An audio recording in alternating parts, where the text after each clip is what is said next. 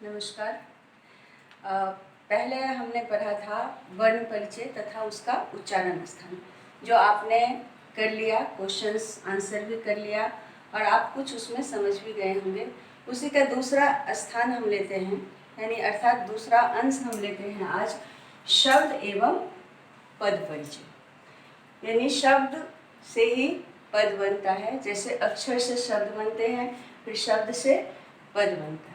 तो इसी दरमियान पहले हम वर्णों का परिभाषा, यानी वर्णों के वह समूह जिसका कोई अर्थ निकलता हो, शब्द कहलाता है।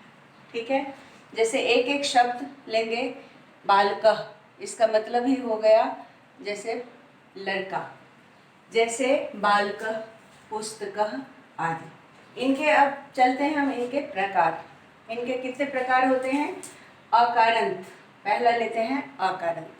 ठीक है, अकारांत जैसे बालकः, छात्र, अंतिम वर्ण क, यानी बालकः छात्र जिसका अंतिम वर्ण हमने यहाँ पर क लिया है, अर्थात क प्लस अ, ये हो जाएगा बालक, यानी अकारांत शब्द। दूसरे आते हैं हम आकारांत।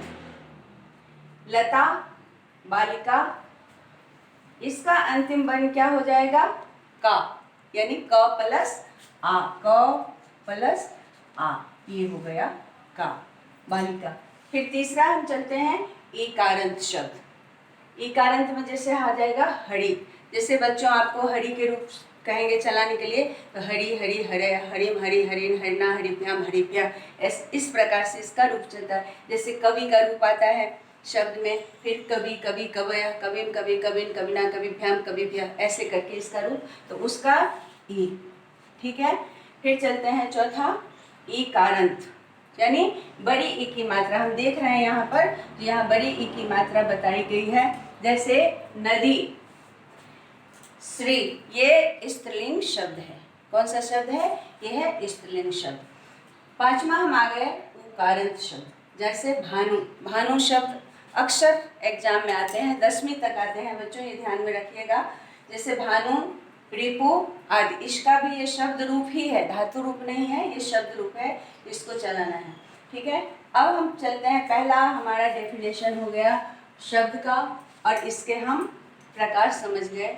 दूसरा हम चलते हैं लिंग, जो हमें निर्धारण करना है। जैसे शब्दों का वह गुण जो स्त्री पुरुष होने का बोध करवाता है, उसे हम लिंग कहते हैं, उसी से हमें पहचान होती है। स्त्रीलिंग स्त्री जाति की पहचान, पुल्लिंग पुरुष जाति की पहचान, और नपुंसक लिंग जो न तो स्त्रीलिंग है न तो पुल्लिंग है, और वह नपुंसक लिंग होगा। जैसे हम यहाँ सब चलते हैं, शब्दों का वह गुण जो स्त्री पुरुष होने का बोध करवाता हो, येन शब्दानां पुरुषः स्त्रीवाची रूप बोधयति तं लिंगः, अर्थात येन शब्दानां पुरुषः स्त्रीवाची रूप बोधयति तं लिंगः कथयति। पहला आता है पुल्लिंग, दूसरा आता है स्त्रीलिंग, तीसरा आता है नपुंसक लिंग। पहला पुल्लिंग शब्द, जो कि इसकी पहचान क्या है? भारतः, देश में आ गया तो भारतः, नेपालः, पर्वत पहाड़ के लिए आ गया तो हिमालय, जैसे सूर्य, ये कौन सा हो गया? पुल्लिंग। दूसरा आता है दूसरे नंबर पर स्त्रीलिंग शब्द, 20 से लेकर 90 तक, यानी 20 से लेकर 90 तक की संख्यावाची शब्द होता है, स्त्रीलिंग शब्द कहलाते हैं। जैसे लता, बालिका, द्वितीया आदि, ये सारे शब्द स्त्रीलिंग, क्योंकि हमने आपको यहाँ पे समझाया हुआ है जो आकारांत शब्द स्त्रीलिंग शब्द होता है। तीसरा है नपुंसक लिंग शब्द, न स्त्रीलिंग न पुल्लिंग जाति का बोध होता है। इसकी पहचान भाव में, जब हम इसको प्रकट करने जाते हैं तो इसमें अन यानी ल्यूट प्रत्यय आ जाती है, जो हम आगे जाके पढ़ेंगे, विस्तार रूप दिया हुआ है इसका। अभी हम शॉर्ट ही समझते हैं क्योंकि हमारी बेसिस ये तैयार हो रही है। इसकी पहचान भाव में अन लगाने से, जैसे भोजनम, पुस्तकम, फलम आदि, यानी म हलंत आएगा पीछे, वही हमारी पहचान होगी। जैसे अब शह तौते, ये शब्द हो गया पुल्लिंग, सा तेता, ये हो गया स्त्रीलिंग, नपुंसक में आ गया तत् ते तानी। अब मध्यम पुरुष में बच्चों ये हमारी एक प्रॉब्लम आ जाती है, जहाँ पर हमें पूछा जाता है त्वम युवाम यूयम, ये कौन से शब्द हैं? तो आप सीधे बताओगे ये मध्यम पुरुष सभी लिंगों में चलता है, तीनों लिंग में चलता है, इसका लिंग कभी चेंज नहीं होता है। तो जैसे आपको ट्रांसलेशन दे देगा इसी से, वह खाता है सह खादति, वे दोनों खाते हैं तो खादतः, वे सभी खाते हैं तो ते खादन्ति।